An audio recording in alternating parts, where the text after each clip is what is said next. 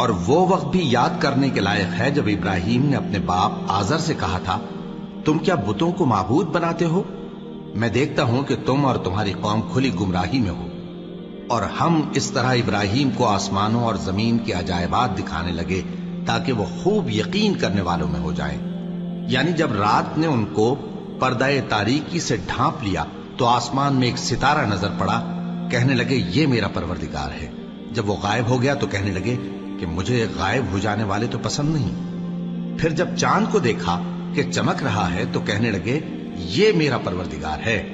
لیکن جب وہ بھی چھپ گیا تو بول اٹھے کہ اگر میرا پروردگار مجھے سیدھا رستہ نہیں دکھائے گا تو میں ان لوگوں میں ہو جاؤں گا جو بھٹک رہے ہیں۔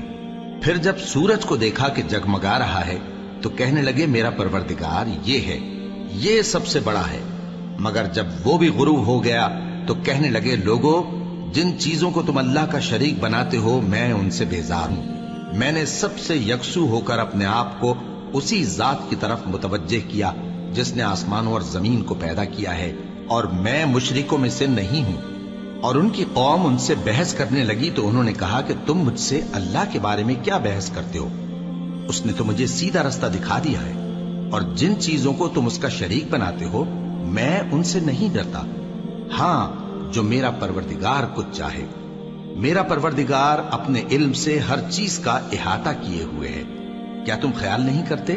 بھلا میں ان چیزوں سے جن کو تم اللہ کا شریک بناتے ہو کیوں کر ڈروں، جبکہ تم اس بات سے نہیں ڈرتے کہ اللہ کے ساتھ شریک بناتے ہو جس کی اس نے کوئی سند نازل نہیں کی۔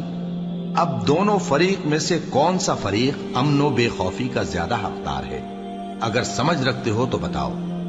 جو لوگ ایمان لائے اور انہوں نے اپنے ایمان کو شرک کے ظلم سے ملوث نہیں کیا، ان کے لیے امن و بے خوفی ہے اور وہی ہدایت پانے والے ہیں۔ اور یہ ہماری دلیل تھی جو ہم نے ابراہیم کو ان کی قوم کے مقابلے میں عطا کی تھی۔ ہم جس کے چاہتے ہیں درجے بلند کر دیتے ہیں، بے شک تمہارا پروردگار دانا ہے، خبردار ہے۔ اللہ اکبر، اللہ